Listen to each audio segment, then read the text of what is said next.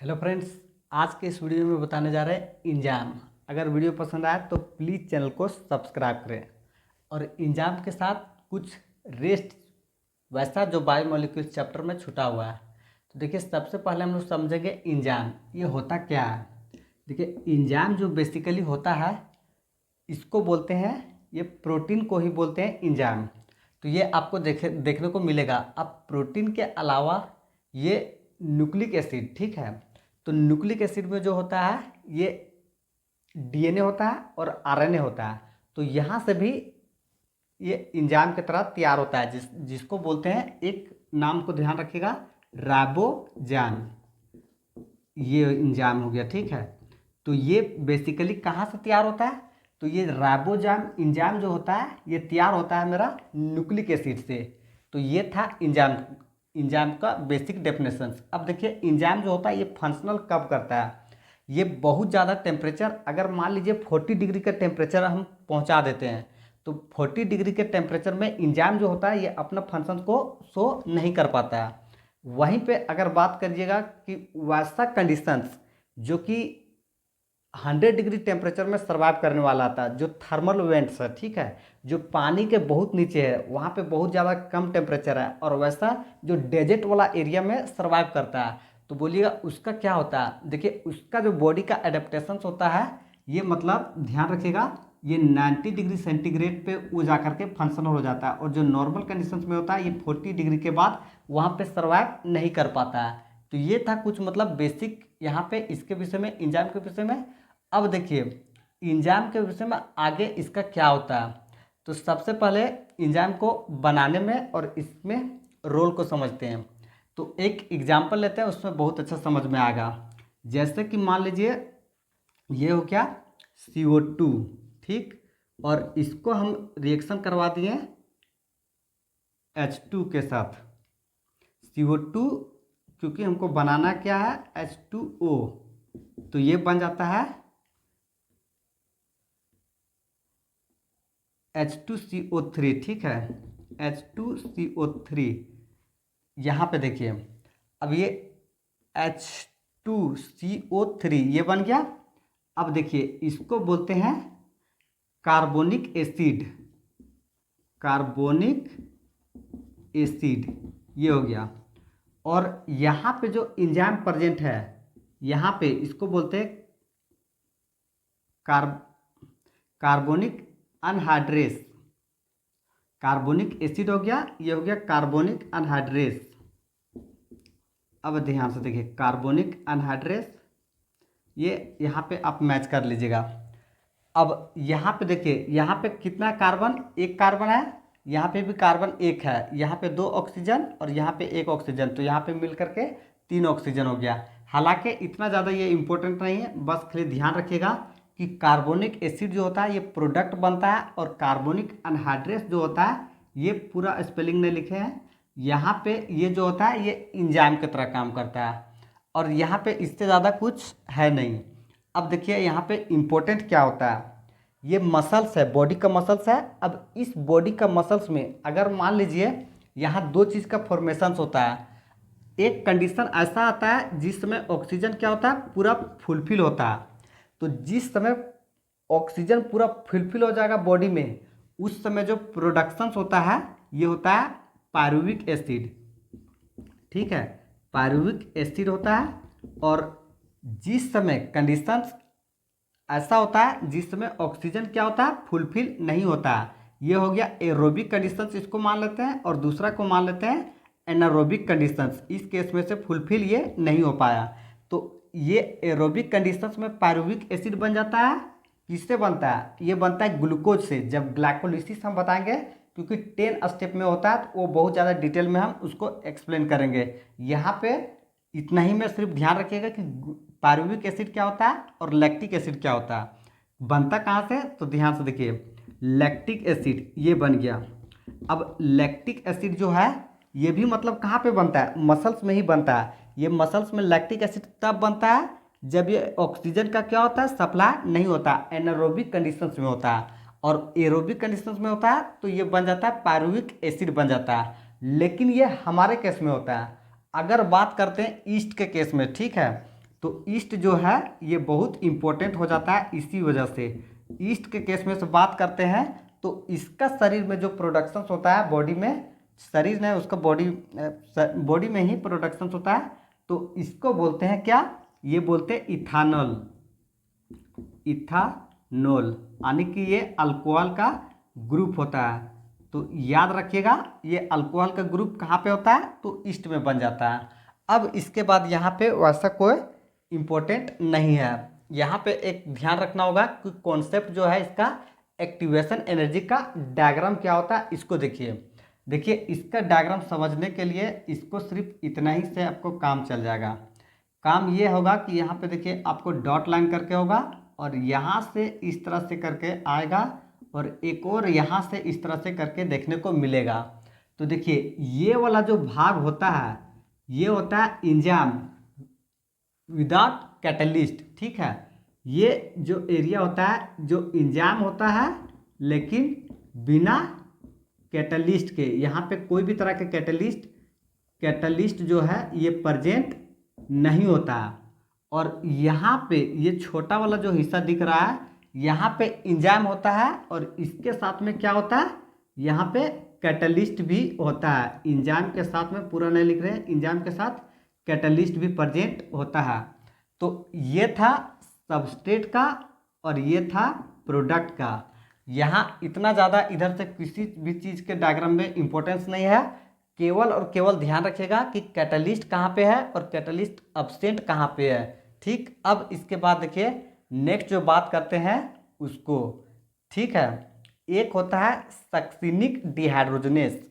अब succinic dehydrogenase ये क्या होता है, सक्सिनिक डिहाइड्रोजनेस, ये डिहाइड्रोजनेस ये जो एंजाइम होता है इसको रोकने का जो काम करता है ये काम करता है मेलोनेट ये वाला, ठीक है। तो यहाँ पे डायरेक्टली याद रखिएगा ये वाला मेलोनेट सक्सिनिक डिहाइड्रोजनेस। इसमें होता क्या है कि कोई भी बैक्टीरिया का पैथोजेंस होता है यानी कि जिससे बैक्टीरिया बीमार पड़ सकता है उसको जो कंट्रोल करने का काम करता है, इसी से रिलेटेड ये रहता है और इससे ज़्यादा यहाँ पे कोई भी सवाल नहीं करता है। तो देखिए इसके बाद यहाँ पे एंजाइम्स का लगभग हो गया कंप्लीट। अब देखिए बात जो होता है फाइनली बोलता है कि फैक्टर्स क्या क्या इफेक्ट पहुंचा सकता है एंजाइम के एक्टिविटी को। तो समझते हैं फैक्टर्स क्या क्या पहुंचा सकता है। तो सबसे पहला नंबर पे है टेम्परेचर, दूसरा नंबर पे है पीएच और तीसरा नंबर पे है कंसंट्रेशन ग्रेडियंट्स, ठीक है। तो कंसंट्रेशन ग्रेडियंट में ये तो यहाँ पे निकल जाएगा, लेकिन टेम्परेचर और पीएच को समझते हैं, ठीक है। तो टेम्परेचर के लिए हम शॉर्ट में इस्तेमाल करते हैं ये इस चीज़ को, ठीक। ये हो गया पहला, तो टेम्परेचर का कोड ये हो गया और दूसरा नंबर पे हो गया पीएच। देखिए अगर मान लीजिए एक खास टेम्परेचर है यहाँ पे, इससे मान लीजिए एबव, ये मान लीजिए आप 50 डिग्री एग्जाम्पल में मान लीजिए, तो अगर 50 डिग्री टेम्परेचर को ऑप्टिमम माना है यानी कि क्रिटिकल माना है, तो इससे नीचे और इससे ऊपर, अगर इसके ऊपर चला गया तो भी ये काम अच्छा से नहीं कर पाएगा और इसके नीचे रह गया तो भी ये काम अच्छा से नहीं कर पाएगा। तो इसमें फाइनली देखिए होता क्या है, अगर बहुत कम टेम्परेचर रहेगा तो सबसे पहला बात है कि एंजाइम जो रहता है ये अपना एक्टिविटी को, किसी भी तरह फंक्शंस को क्या करता है, सो ही नहीं करता, ये बिल्कुल ऐसा रुक जाएगा। और जब कंडीशन ऐसा आ जाता है कि बहुत ज़्यादा टेम्परेचर हो जाता है, ठीक है, जब बहुत ज़्यादा टेम्परेचर होगा तो आपको देखने के मिलेगा प्रोटीन जो होता है ये हीट के वजह से ये क्या करता है, इसका प्रॉपर्टी जो होता है ये डीनेचर कर जाता है, यानी कि हीट के वजह से प्रोटीन का एंजाइम जो होता है ये ख़त्म हो जाता है। तो ये हो गया यहाँ पे एंजाइम के विषय में कंप्लीट। अब देखिए कुछ जो है थोड़ा सा बचा हुआ इसको समझते हैं। लैगेस क्या होता है, लियासिस क्या होता है, हाइड्रोलिसिस क्या होता है। देखिए लैगेस जो होता है इसका काम होता है ज्वाइनिंग करना, ये आप वर्ड को ध्यान रखिएगा, ठीक है। कोई भी एंजाइम को ज्वाइन करने के काम करता है तो ध्यान रखिएगा कौन, लैगेस करता है। और लियासिस जो है ये जो काम करता है इसको देखिए, ये किसी को भी वहाँ से हटाने के काम करता है, हटाने के काम करता है। लेकिन यहाँ पे खासियत ये होता है कि विदाउट हाइड्रोलिसिस, बिना हाइड्रोलिसिस के हटाने के काम करता है, इसको बोलते हैं लियासिस। अब हाइड्रोलिसिस देखिए, हाइड्रोलिसिस जो होता है ये वाला में हटता जरूर है, लेकिन यहाँ पे वाटर क्या होता है, रिमूव हो जाता है हाइड्रोलिसिस में। तो यहाँ पे इस तरह से एंजाइम का लगभग सारा डिटेल हम एक्सप्लेन कर दिए हैं। अब इसके बाद बात करते हैं कोफैक्टर। ठीक, कोफैक्टर और थोड़ा सा बच गया है जो कि फैट्स के विषय में बात करेंगे। तो कोफैक्टर तो थोड़ा सा बड़ा है, यहाँ पे बात करते हैं फैट्स का। ठीक, देखिए फैट्स जो है ये बेसिकली होता क्या है। फैट्स जो होता है ये दो कंडीशंस में डिवाइड कर जाता है, एक हो जाता है फैटी एसिड और ग्लाइसरॉल। तो फैटी एसिड और ग्लाइसरॉल जो होता है ये दोनों में किसी भी तरह के फॉस्फोरस प्रेजेंट नहीं होता है। लेकिन बात करते हैं जो दूसरा कंडीशंस में आ जाता है, वहाँ पे प्रेजेंट होता है फॉस्फोरस, जिसको बोलते हैं फॉस्फोलिपिड्स। तो यहाँ पे सभी का स्पेलिंग लिखेंगे नहीं, याद रखिएगा कि फॉस्फोरस प्रेजेंट कहाँ पे होता है, ये होता है फॉस्फोलिपिड्स में। इसका एग्जाम्पल है लेसिथिन। अब ये जो होता है ये प्रेजेंट कहाँ पे होता है, तो सेल का मेम्ब्रेन में प्रेजेंट होता है। और फैटी एसिड तो ग्लाइसरॉल, ग्लाइसरॉल को तो बताए थे कि 3 कार्बन का चेन होगा और तीनों के साथ क्या होगा, अल्कोहल ग्रुप अटैच होगा, तो उसको बोलते हैं ग्लाइसरॉल। अब इसके बाद यहाँ पे ध्यान ये रखिएगा कि फैट्स जो होता है जनरली वाटर में ये इनसोल्यूबल होता है। अगर वाटर के कंडीशंस में इसको मिक्स करेंगे तो ये वाटर के साथ मिक्स नहीं होगा। इनसोल्यूबल मतलब ये घुलता नहीं है। अब इसके बाद जो बचा है इसको बात करते हैं कि कोफैक्टर क्या होता है। ठीक, देखिए एंजाइम के बाद अब बात करेंगे कोफैक्टर। कोफैक्टर एक्चुअल में इसको समझिए क्या कहता है, ये सबसे लास्ट टॉपिक में देखने को मिलेगा। कोफैक्टर इसको डायरेक्टली आप डायग्राम से समझिए। ठीक, ये वाला हिस्सा, अब इसको 2 कैटेगरी में डिवाइड कर दिए, इधर एक तरफ से कलर कर दिए, कलर कर दिए। तो ये जो कलर वाला भाग है इसको बोलते हैं प्रोटीन पार्ट्स। तो जो प्रोटीन पार्ट्स रहेगा इसको बोलते हैं अप्पो एंजाइम। ठीक, ये ध्यान रखिएगा। और जो नॉन प्रोटीन वाला पार्ट्स रहेगा इसको बोलते हैं कोफैक्टर। ठीक, तो यही सबसे ज़्यादा इम्पोर्टेंट सवाल बनता है कि प्रोटीन पार्ट्स को क्या बोलते हैं, तो ध्यान रखिएगा अप्पो एंजाइम। और जो नॉन प्रोटीन पार्ट्स होता है इसको बोलते हैं कोफैक्टर। अब कोफैक्टर जो होता है ये अगेन 3 कैटेगरी में डिवाइड कर जाता है। पहला नंबर पे प्रोस्थेटिक ग्रुप, प्रोस्थेटिक ग्रुप। ठीक है, यहाँ पे पूरा नहीं लिखते हैं। दूसरा नंबर पे है को एंजाइम और तीसरा नंबर पे है मेटल आयन। ये हो गया मेटल आयन। देखिए मेटल आयन इसमें हो गया। प्रोस्थेटिक में सबसे पहला समझिए ये ऑर्गेनिक कंपाउंड से ही बना हुआ रहता है, लेकिन प्रोस्थेटिक ग्रुप जो रहता है ये अप्पो एंजाइम इस एरिया से बहुत मजबूतली, यानी कि बहुत जो होता है मजबूत से टाइटली क्या होता है, बाइंड किया हुआ रहता है, यानी कि इससे जुड़ा हुआ रहता है।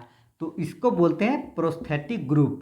और को एंजाइम वाला जो एरिया होता है ये इसके साथ जुड़ा हुआ जरूर रहता है, लेकिन उतना ज़्यादा स्ट्रोंग नहीं जितना कि ये इसके साथ स्ट्रोंग होता है।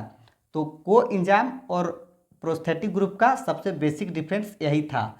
अब देखिए इसके अंदर में मेन जो डिफरेंस क्या है इसको ध्यान से देखिए। यहाँ पे आपको मिलेगा पेरोक्सीडेस, पेरोक्सीडेस ये एंजाइम, और दूसरा में मिलेगा कैटालेस, कैटालेस ये एंजाइम। अब पेरोक्सीडेस और कैटालेस ये एंजाइम जो रहता है ये फाइनली जो होता है ये ब्रेकडाउन करने के काम करता है, जैसे कि H2O2। ठीक है, हाइड्रोजन पेरोक्साइड H2O2 इसको ये ब्रेकडाउन करने के काम करता है। तो ये टूटता किस में है, ये H2O प्लस ऑक्सीजन, ये इसमें टूटने का काम करता है, यानी कि जो रिएक्टेंट होता है इससे ये प्रोडक्ट बनने में काम होता है। कहाँ पे, प्रोस्थेटिक ग्रुप में। अब पेरोक्सीडेस कैटालेस ये कंप्लीट हो जाता है। यहाँ पे एक ध्यान रखिएगा हेम वर्ड का भी इस्तेमाल होता है जो प्रोस्थेटिक ग्रुप में आता है। ठीक, अब इसके बाद देखिए को इंजाम जो होता है, यहाँ पे दो तरह के कंडीशंस होता है। एक होता है NAD और दूसरा होता है NADP। ठीक है, NADP। अब दोनों का खासियत ये होता है कि इसमें भी और इसमें भी जो प्रेजेंट होता है विटामिन, इसको बोलते हैं नियासिन। ये विटामिन दोनों में प्रेजेंट होता है। अब तीसरा नंबर पे जो आयन है, इसको समझते हैं मेटल आयन क्या होता है। तो नाम से ही पता चल जाएगा, और ये बहुत ज़्यादा मतलब एग्जाम में भी आता है, क्योंकि नीट वाला जो होता है ये ऐसा ही क्वेश्चन का सवाल करता है जो थोड़ा सा यूनिक होता है। तो ये दोनों तो ध्यान से देखिएगा, इसमें बॉन्डिंग के कारण क्या होता है, एक दूसरे से सेम होता है। हाँ, हालांकि इसको भी बहुत ध्यान रखिएगा, क्योंकि नीट वाला जो है अधिकतर सवाल इससे भी बना देता है। अप्पो इंजाम क्या होता है, को इंजाम क्या होता है, होलो इंजाम क्या होता है, इस तरह से ऑप्शन दे करके इसको ये फंसा देता है। तो यहाँ पे फंसने के उसका जाल में जाइएगा नहीं। आप ध्यान रखिएगा सभी चीज़ को, क्योंकि बोर्ड में कोई भी चीज़ हम अनइम्पोर्टेंट चीज़ को नहीं लिखते हैं, जो बहुत इंपॉर्टेंट होता है उसी को लिखते हैं। तो यहाँ पे देखिए मेटल आयन, मेटल तो यहाँ पे Zn जो है 2+। ठीक है, जिंक जो है नाम से ही पता चल जाएगा कि मेटल में मात्र एक वही है, और इसका जो काम होता है ये किसके लिए होता है, कौन सा एंजाइम के लिए, कार्बोक्सी पेप्टाइडेस के लिए, इसी के लिए ये काम करता है। कार्बोक्सी पेप्टाइडेस इस एंजाइम के लिए होता है। तो इस तरह से इस वीडियो में कंप्लीटली सारा चीज़ बता दिए, जो छूटा हुआ था ये भी, और जो बचा हुआ रह गया या नहीं रहा वो देखेंगे नेक्स्ट वीडियो में। तो चलिए करते हैं वीडियो को एंड। All the best.